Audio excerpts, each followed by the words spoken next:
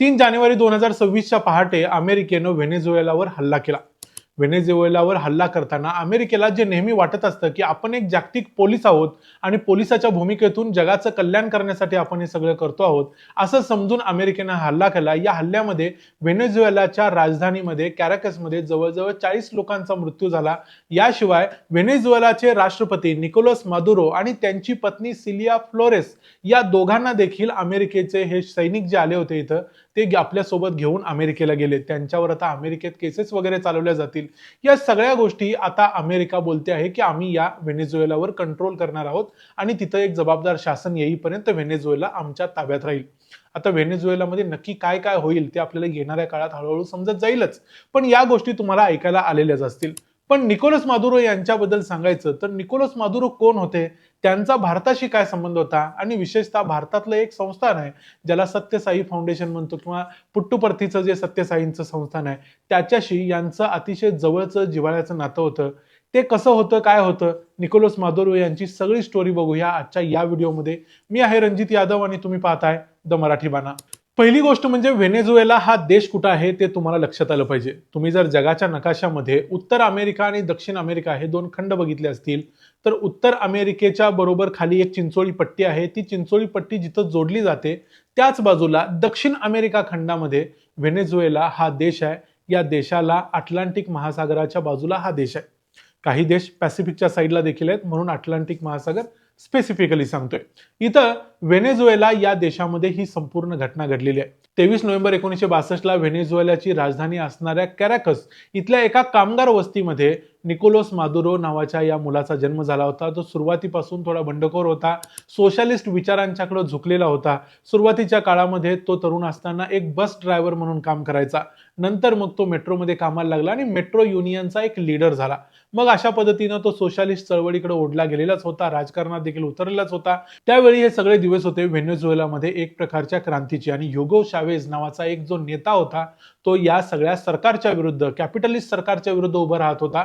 Hugo Chavez यांनी 1992 साली त्या सरकारच्या विरुद्ध एक कूप करायचा म्हणजे एक बंड करायचा प्रयत्न केला. ते स्वतः एक मिलिटरी लीडर होते त्यामुळे त्यांनी एक लष्करी बंड करायचा प्रयत्न केला, पण तो फसला आणि ह्युगो चावेझ अटकेत पडले. 1992ला ते अटकेत गेले आणि ते कधीही सुटणार नाहीत असं वाटत होतं. पण निकोलस मादुरो सारखे त्यांचे जे कार्यकर्ते होते ते त्यांच्यासाठी काम करत होते आणि त्यांना काहीही करून सोडवायचं असा त्यांनी चंग बांधलेला होता. त्याच वेळी निकोलस मादुरो यांची जी ओळखीची एक त्यांची मैत्रीण होती जिचं नाव होतं सिलिया फ्लोरेस, ही वकील होती आणि तिने एक वकिलांची फौज निर्माण केली. या फौजेनं न्यायालयीन लढा दिला आणि ह्युगो चावेझ यांना 2 वर्षाच्या आत म्हणजे 1994ला कैदेतून मुक्त केलं. 1994 पासून 1999 पर्यंत पुढचे 5 वर्ष या सोशलिस्ट पार्टीनं, ज्याला फिफ्थ मुवमेंट म्हणतात, त्यांनी एक मोठा लढा दिला व्हेनेझुएलामध्ये आणि 1999 साली ह्युगो चावेझ हे व्हेनेझुएलाचे राष्ट्रपती झाले. ज्यावेळेला ह्युगो चावेझ राष्ट्रपती झाले त्यावेळी ह्युगो चावेझ या दोघांना देखील आपले मुलंच म्हणायचे. म्हणजे सिलिया फ्लोरेस ही माझी मुलगी आणि निकोलस मादुरो हा माझा मुलगा, असं त्यांचं मत होतं. त्यामुळे त्यांनी सत्तेत आल्यानंतर पहिल्यांदा आपल्या मुलाला म्हणजे या मांडलेल्या निकोलस मादुरो याला स्पीकर बनवलं त्यांच्या पार्लमेंटमध्ये. तिथून पुढे काही काळानंतर 2005 मध्ये हे निकोलस मादुरो विदेश मंत्री झाले व्हेनेझुएलाचे. 2012 मध्ये डेप्युटी प्रेसिडेंट झाले व्हेनेझुएलाचे. अशा पद्धतीने निकोलस मादुरो यांचा आलेख चढता राहिला. त्याचबरोबर मग सिलिया फ्लोरेस देखील तिच्या राजकीय प्रवासामध्ये वरती चढत चढत गेली. ती देखील तिथल्या पार्लमेंटची स्पीकर झाली आणि अनेक महत्वाची पदं तिनं भूषवली. ह्युगो चावेझ नावाचा जो माणूस होता तो व्हेनेझुएलामध्ये इतका पॉप्युलर कसा झाला? व्हेनेझुएला पूर्वी एक अमेरिकेचा सहकारी देश होता, मग अमेरिकेचा इतका मोठा शत्रू कसा झाला? तर व्हेनेझुएलाची इकॉनॉमी ही सुरुवातीपासूनच ऑइल डिपेंडंट होती. म्हणजे तिथं जे तेल सापडतं त्या तेलावर अवलंबून होती. व्हेनेझुएलामध्ये जे तेल सापडतं ते सौदी अरेबियापेक्षा जास्त आहे आणि त्याच्यापेक्षा थिक आहे, म्हणजे अतिशय चांगलं तेल आहे. म्हणून या देशाकडून भरपूर जास्तीत जास्त तेल मिळवावं असं प्रत्येकाला वाटत असतं आणि या देशानं देखील सुरुवातीपासून तेलाच्याच जीवावरती आपली अर्थव्यवस्था चालवायचा प्रयत्न केला. ह्युगो चावेझ यांनी तर या तेलाच्या जीवावरती देशामध्ये अन्न लोकांना जवळजवळ फुकट वाटलं. त्याचबरोबर औषधोपचार, दवाखाने सगळं काही फुकट केलं. पण सगळं फुकट केल्यामुळे लोक काम करायची बंद झाली आणि त्यानंतर मग जे जे दुष्परिणाम होतात तसेच निर्माण झाले आणि या देशाचा जीडीपी घटत घटत गेला. त्यात 2013ला ह्युगो चावेझ यांना कॅन्सर झाला आणि 5 मार्च 2013ला त्यांचा मृत्यू झाला. मरायच्या अगोदरच त्यांनी सांगून ठेवलं होतं की माझ्यानंतर माझा हा मानलेला पुत्र म्हणजे निकोलस मादुरो हा पुढचा राष्ट्रपती होईल, अर्थात निवडणुकीनंतर.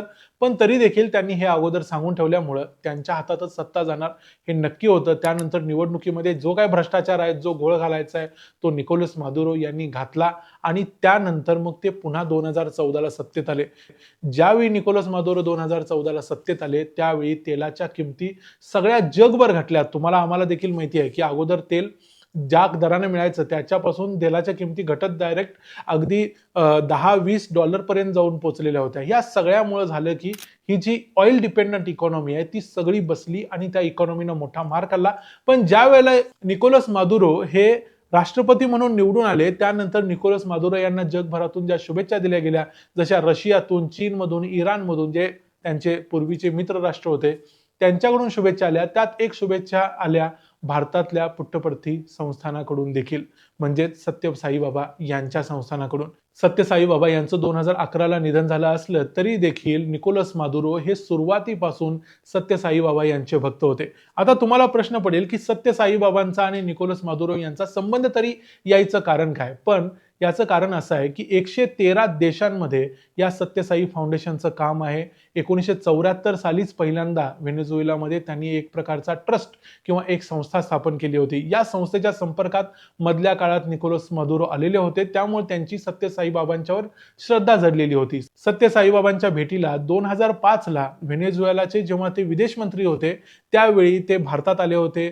आंध्र प्रदेशमधल्या प्रशांती निलयम नावाचं जे एक आश्रम आहे त्या आश्रमामध्ये येऊन त्यांनी सत्य साईबाबांचा आशीर्वाद देखील घेतला होता आणि तो दिवस ते त्यांच्या आयुष्यात कधीही विसरू शकत नाहीत. प्रशांती निलयम या आश्रमाचे जे तिथले केअरटेकर आहेत त्यांनी सांगितलं की निकोलस मादुरो आतापर्यंत 4 ते 5 वेळा या आश्रमामध्ये येऊन गेलेले आहेत. अगोदर त्यांच्याकडे कोणती पदं नव्हती त्यावेळी देखील आणि नंतर देखील ते या आश्रमात आलेले आहेत. अगदी या सत्य साईबाबांचं 2011ला निधन झाल्यानंतर देखील ते येऊन गेलेले आहेत.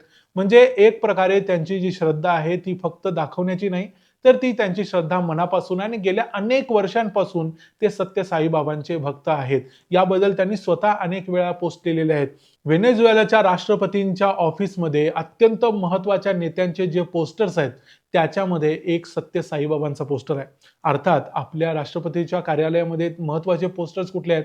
अर्थात त्यांचे मानलेले वडील म्हणजे ह्युगो चावेज यांचा फोटो आहे आणि सिमोन बोलिव्हर म्हणजे जो एक क्रांतिकारक नेता होता 18व्या-19व्या शतकातला, ज्याने ही मोठी क्रांती घडवली आणि या सर्व राष्ट्रांना स्वातंत्र्य मिळवून दिलं, त्या सिमोन बोलिव्हरचा देखील तिथं फोटो आहे. त्याचबरोबर सत्य साईबाबांचा फोटो आहे. म्हणजे या 3 लोकांच्या बद्दल किती मोठी श्रद्धा निकोलस मादुरो यांच्या मनात असेल याचा तुम्ही फक्त इथं अंदाज लावू शकताय.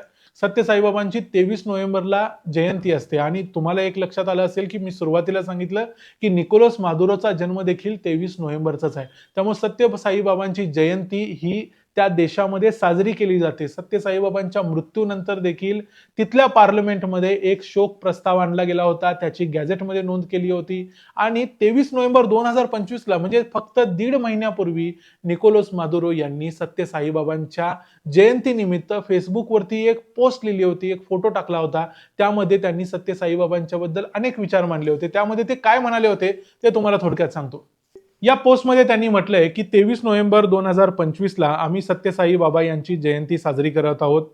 सत्य साईबाबा हे आमच्या जीवनामध्ये प्रकाश आणणारी व्यक्ती होती, ज्यांनी भारत आणि जगभरातल्या लाखो लोकांच्या श्रद्धेवरती मोठा प्रभाव पाडलेला आहे. मला त्यांची आणि माझी भेट झालेला दिवस नेहमी लक्षात आहे आणि त्यांचा आशीर्वाद मला मिळाला होता, यासाठी मी धन्य आहे.